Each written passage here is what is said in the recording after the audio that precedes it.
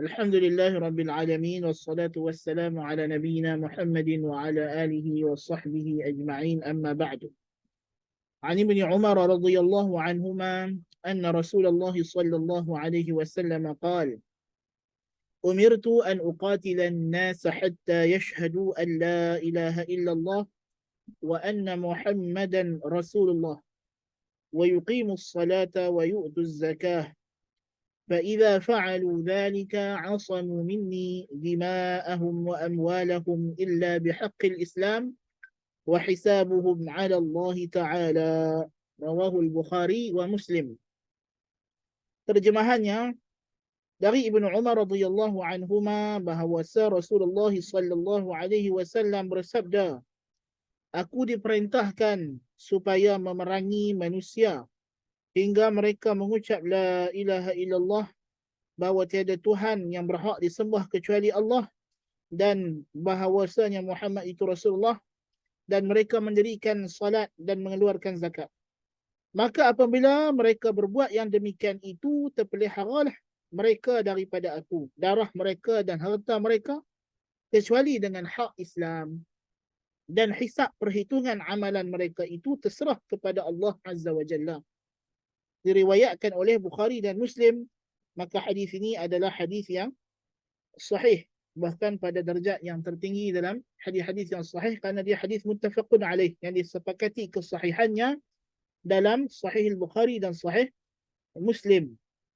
Hadis tersebut menerangkan bahawa Rasulullah sallallahu alaihi wasallam bersabda bahawa aku diperintahkan supaya memerangi manusia. Apakah maksud manusia di sini?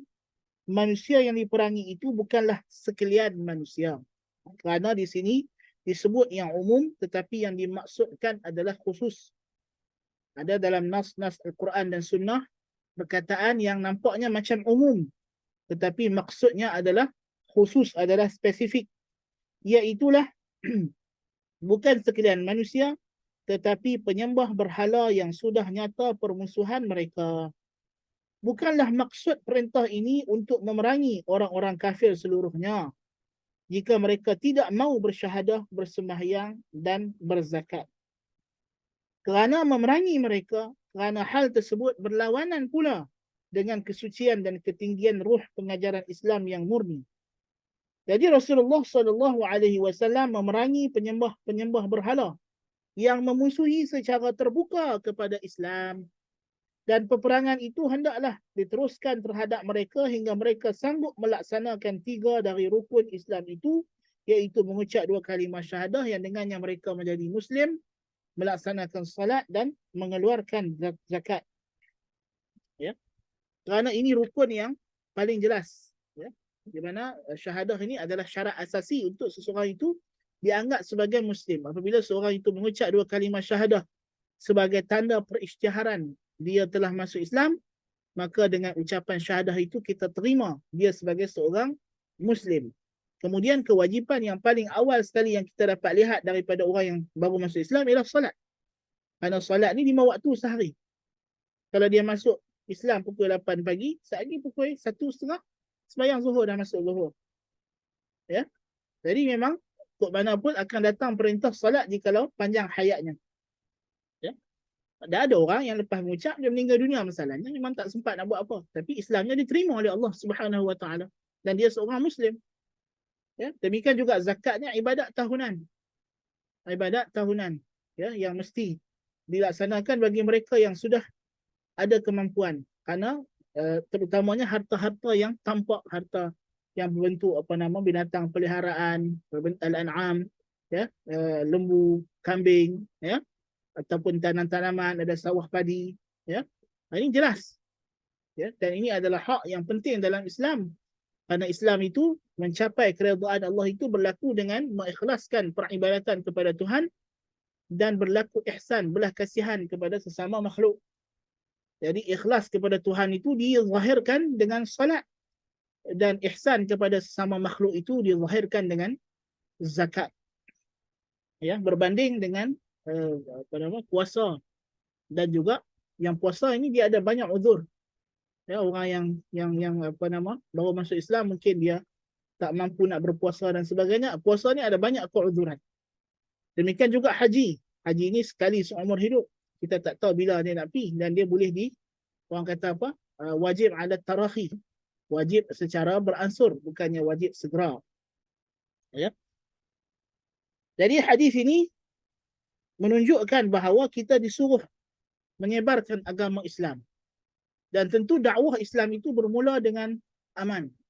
Sebab itu kata para ulama, kata para fuqaha, ahli fiqh, selagi mana dakwah Islam itu boleh disampaikan secara aman, itulah asalnya. Adapun peperangan ini disuruh jikalau orang kafir menzahirkan permusuhan dengan dia menyekat gerakan dakwah, dia tak benarkan para pendakwah Islam datang, ataupun dia enggan tunduk kepada kerajaan Islam dengan menzahirkan dia sebagai sebuah negara musuh yang bersiap siaga bila-bila masa untuk menyerang negara Islam. Maka inilah apa orang kafir yang disebut kafir harbi. Islam mengkategorikan orang kafir itu kepada kafir zimmi, kafir muahad, dan musta'man dan harbi. Daripada 4 kategori ini, yang boleh diperangi hanyalah kafir harbi sahaja. Itu pun disuruh perangi, bukannya disuruh bunuh. Maknanya bukannya kita jumpa orang kafir kita bunuh, tidak. Tetapi yang berlaku adalah peperangan di antara kerajaan G2G. Dalam keadaan keputusan itu dibuat oleh pemerintah, bukan orang perseorangan, bukan individu. Sejauh mana peperangan itu diperlukan atau tidak diperlukan, itu semua diserahkan kepada penilaian pemerintah Islam untuk melaksanakan kewajipan jihad tadi. Bukan bermakna bila tidak perang tidak ada jihad. Jihad ada. Jihad dengan tulisan, jihad dengan dakwah, ini adalah asal jihad. Ini adalah asal jihad. Jadi maknanya bukanlah hadis ini untuk membunuh orang yang bukan Islam, tidak sama sekali, tetapi maksudnya adalah menghilangkan segala halangan yang mengancam dakwah Islam dengan cara yang sewajarnya. Dan pada konteks zaman Nabi SAW dan selepas itu, tentulah pada zaman tersebut peperangan adalah di antara perkara yang common. Dan di zaman kita ini kita ada macam-macam penyelesaian diplomatik, ya, perbincangan diplomatik mewujudkan hubungan diplomasi. Ya, negara kafir yang telah mengadakan hubungan diplomasi dengan Islam ini sudah jadi kafir muahad. Kafir yang ada perjanjian damai dengan Islam, dia tidak boleh diperangi. Orang kafir yang masuk ke negara Islam sebagai pelancong peniaga ini kafir musta'man, yang diberi keamanan, tidak boleh dikacau. Apatah lagi kafir zimmi yang merupakan warga negara Islam. Orang kafir yang hidup sebagai warga negara dalam negara Islam. Ini lebih lagi. Nabi SAW mengancam orang Islam yang sengaja membunuh orang kafir zimmi. Ya? Nabi ancam bahawa dia tidak akan mencium bau syurga. Cium bau syurga pun tak dapat, apatah lagi nak masuk. Na'udzubillah min dzalik. Nabi begitu menjaga nyawa manusia. Jadi inilah maksud hadis ini, yang mudah-mudahan dengan penjelasan kita dapat merungkai kekeliruan berkenaannya. Aqulu qawli hadza wa astaghfirullahal azim li wa lakum. Wassalamu alaikum warahmatullahi wabarakatuh.